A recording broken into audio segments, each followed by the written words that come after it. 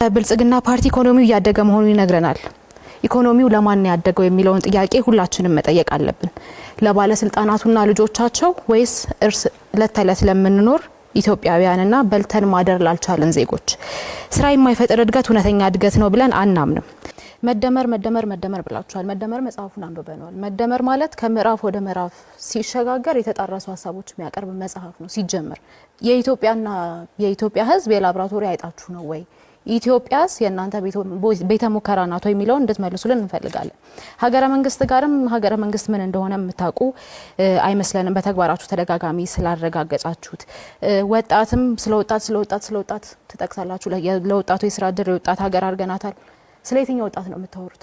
በጦርነት ስላስገደላችሁት እያስገደላችሁ ስላላችሁት ወጣት ነው የምታወሩት? እሱንም ክሊር አድርጉልን። ምክንያቱም ባለፉት አመታት ለጦርነት የዋለው ገንዘብ እንኳን ሲተመን አሁን ህዝብ ዳቦና የቤት ኪራይ መክፈል አቅቶ የሚያኖር ሀገር አይደለም መኖር የነበረባት። በቢሊዮን የሚቆጠር ዶላር ነው ለጦርነት ያዋላችሁትና ስለ የትኛው ወጣት ነው የምታወሩት? ስለ ልዩ አጋርነትም አናነሳም ብላችኋል። አሁን ያሉ ባለሀብቶቻችሁ ስርዓት ሲቀየር ይኖራሉ ወይ? ትክክለኛ የሀብት ባለሀብት ናቸው ወይ የሚለውን እንድታነሱልን እንፈልጋለን። ከውጭ ጥገኝነት የተላቀቀ ኢኮኖሚ የሚለውም ኮረም ሳይሞላ በፓርላማ ደረጃ የአይኤምኤፍን ጉዳይ አስወስናችሁ የወርልድ ባንክ ብድር አስወስናችሁ ኮረም ባልሞላበት ሁኔታ በየትኛው መስክ ነው ኢትዮጵያን ከእዳ ወደ ምንዳ ያሸጋገራችኋት? ምክንያቱም ፎርሹር ብር ዲቫሉዌት ሲደረግ በተደጋጋሚ የመኖሪያ ኮስትና አጠቃላይ ኢንፍሌሽኑ እንደሚጨምር አጣችሁት አይደለም ሙያችሁም ስለሆነና ኢትዮጵያ እናንተ የቤተ ሙከራ አይጥናት ወይ?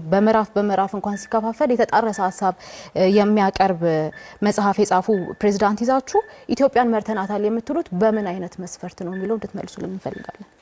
ፕሬዝዳንታችሁ በየመድረኩ የሚናገሩትን ነገር ሰብስባችሁ ለሌላ መድረክ ለማስተጋባት ከመሞከር በፊት የፓርቲዎች ርዕዮተ ዓለም ምንድነው የሚለው ነገር ማጥናት አለባችሁ የሚል ምክር አለ። መለኪያ ህዝብ ዳቦ መግዛት ባልቻለበት ኢኮኖሚው ያሽቆለቆለ ባለበት ሁኔታ ሀገርን በብድር ስም ለውጪ በሸጣችሁበት ሁኔታ እናንተ ምረጡን ብላችሁ የመውጣት ሞራሉን ራሱ ከየት እንዳገኛችሁት አናቅምና የዜጎችን ሁኔታ ሳያገናዝብ ዋጋ የሚጨምር ተሐድሶ ኃላፊነት የሚሰማው ተሐድሶ ወይም ሪፎርም ነው ብለንም አናምንም። ምርታማነት ሳይኖር መበደር ልማት አይደለም፣ ቀውስን ለሌላ ጊዜ ማስተላለፍ ነው። በዚህ መንግስት ስር የዋጋ ግሽበት የግዢ ኃይልን አሽቆልቁሏል፣ የህዝብ ዕዳ ጨምሯል። ዛሬ ላይ በሚሊዮን የሚቆጠሩ ኢትዮጵያውያን በምግብ ዋጋ መጨመር፣ በገቢ መቀነስና ስለነገ እርግጠኛ ባለመሆን እየተኙ ይነቃሉ። የዋጋ ግሽበት በድሆች ላይ ዝምተኛ ግብር ሆኗል።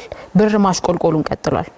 የወጣቶች ስራ አጥነት እየጨመረ ነው። ገበሬዎች ከማዳበሪያ ወጪዎች ጋር ይታገላሉ። ማዳበሪያ መግዛት የሚችሉትም በሰላም እጦት ምክንያት መንገዶች በመዘጋታቸው ከእርሻ ውጪ ሆነዋል።